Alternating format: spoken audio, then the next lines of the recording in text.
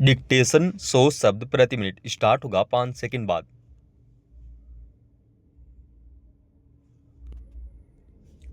Start. दुनिया भर में भारत को विविधताओं से भरी सांस्कृतिक छवियों वाले एक ऐसे देश के रूप में देखा जाना जाता है जहां अलग अलग धर्मों के लोग आपसी सद्भाव के साथ रहते और एक दूसरे के त्योहारों में शामिल होते आए हैं। मगर हाल के वर्षों में कुछ खास त्योहारों के ठीक पहले जिस तरह द्वेष का माहौल पैदा करने की कोशिश की जाने लगी है, वह न केवल देश भर में सौहार्द को नुकसान पहुंचाने की कोशिश है, बल्कि मानवीय तकाजों के भी विरुद्ध है। क्रिसमस को ईसाई धर्म से जुड़े लोगों का त्योहार माना जाता है, लेकिन इसमें आमतौर पर देश में सभी धर्मों के लोग उत्साह के साथ शामिल होते रहे हैं।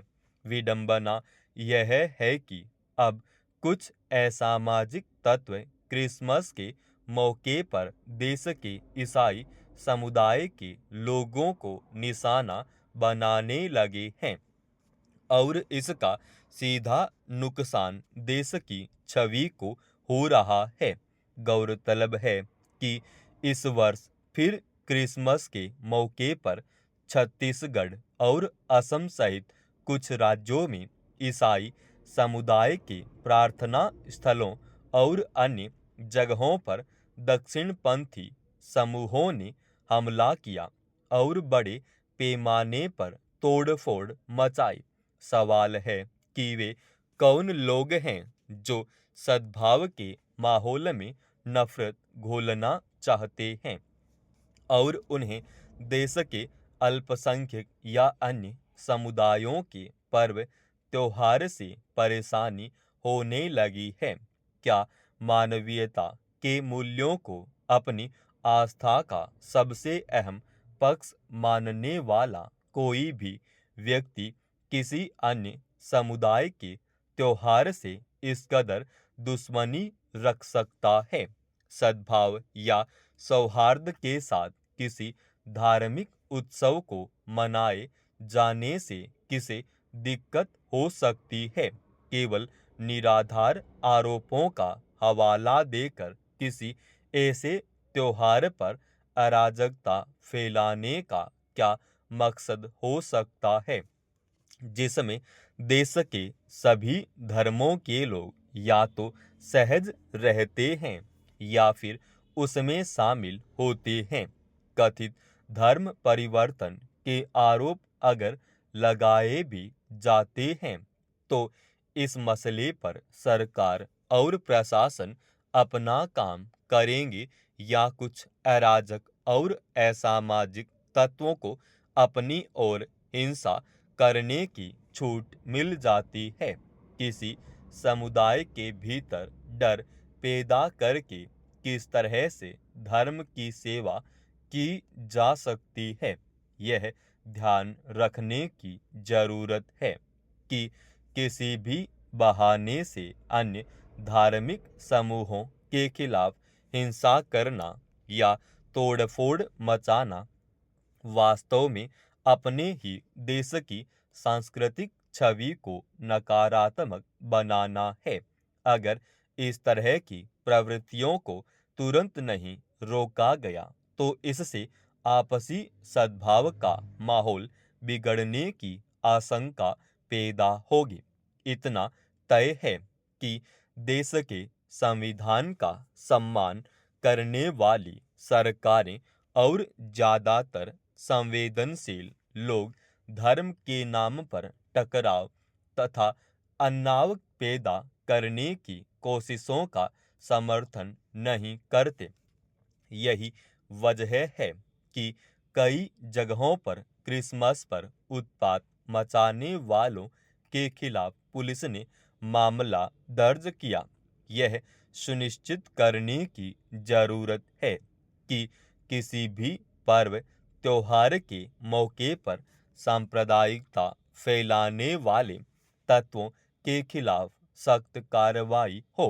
विचित्र यह भी है कि क्रिसमस के मौके पर एक और खुद प्रधानमंत्री नरेंद्र मोदी ईसाई समुदाय के साथ मेलजोल, शांति और सद्भाव का संदेश दे रहे थे, तो दूसरी ओर कुछ असामाजिक तत्व तोड़फोड़ और अराजकता फैलाने में लगे थे।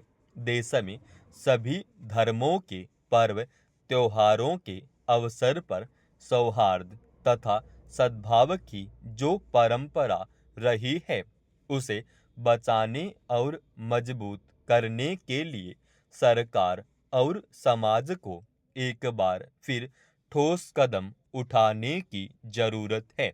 पढ़ने की संस्कृति व्यक्ति के बौद्धिक, भावनात्मक और सामाजिक विकास के लिए अत्यंत आवश्यक है, क्योंकि यह एकाग्रता और स्मरण शक्ति बढ़ाती है। इससे हमारे जेहन में शब्दों के संग्रहण का विस्तार होता है, आलोचनात्मक सोच विकसित होती है और रचनात्मक एवं कल्पनाशीलता को बढ़ावा मिलता है, जो हमें समाज में एक जिम्मेदार और विवेकपूर्ण नागरिक बनता है। मगर आज के डिजिटल तकनीक के दौर में खासकर बच्चे और युवाओं की अंगुलियां पुस्तक के पन्नों को पलटने के बजाय मोबाइल फोन और लैपटॉप पर ही चलने लगी है। यह वास्तव में चिंता का विषय है। अब उत्तर प्रदेश सरकार ने विद्यार्थियों में पढ़ने की संस्कृति को मजबूत करने की दिशा में महत्वपूर्ण कदम उठाया है।